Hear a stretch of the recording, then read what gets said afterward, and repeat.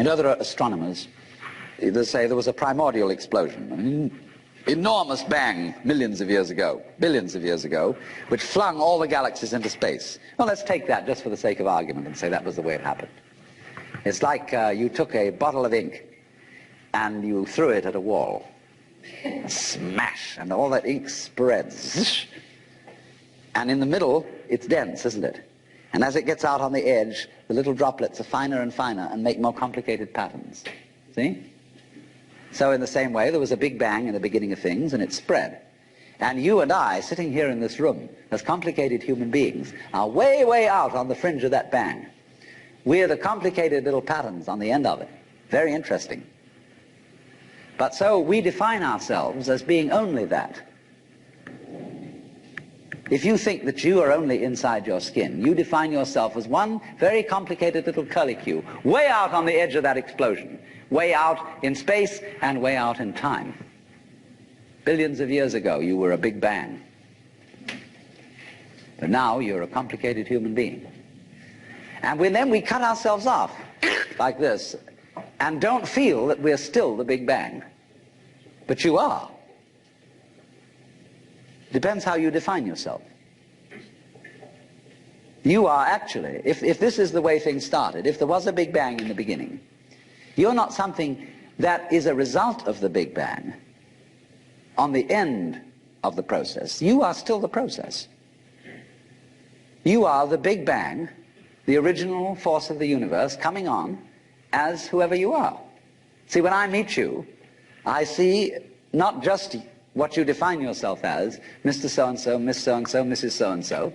I see every one of you as the primordial energy of the universe coming on at me in this particular way. I know I'm that too.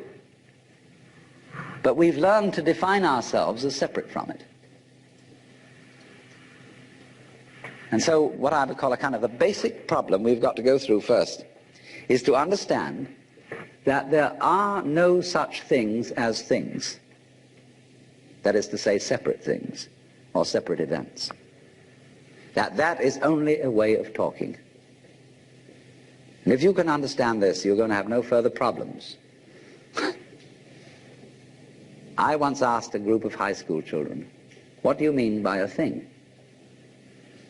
And first of all, they gave me all sorts of synonyms. They said it's an object, which is simply another word for a thing. It doesn't tell you anything about what you mean by a thing.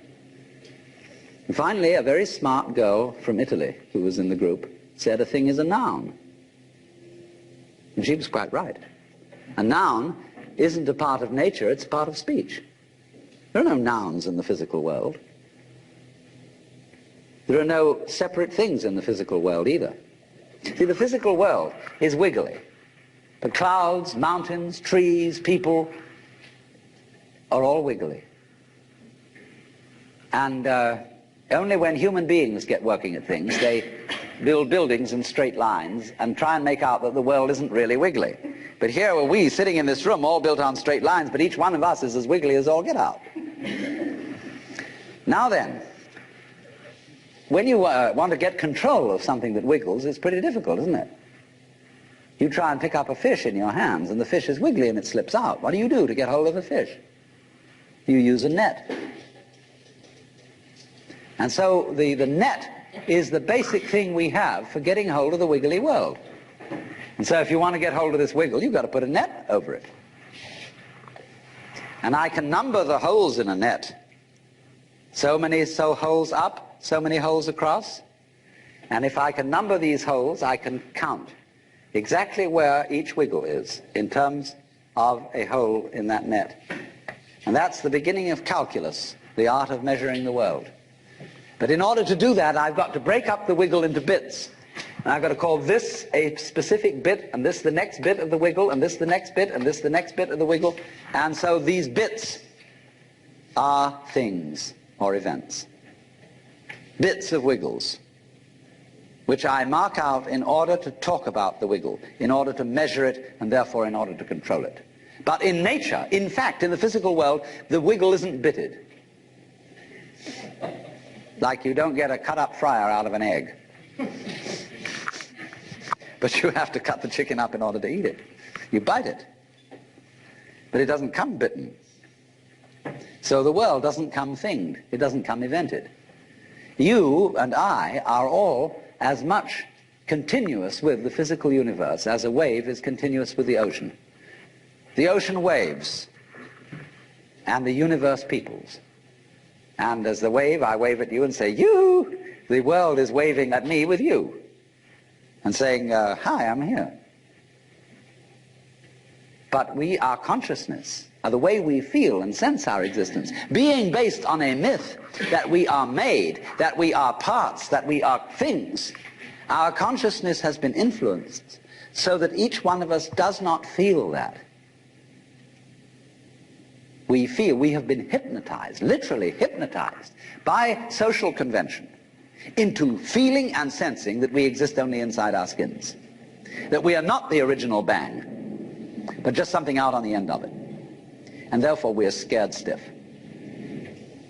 Because my wave is going to disappear. And I'm going to die. And that would be awful.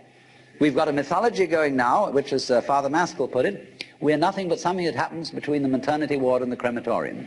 And that's it. And therefore everybody feels unhappy and miserable.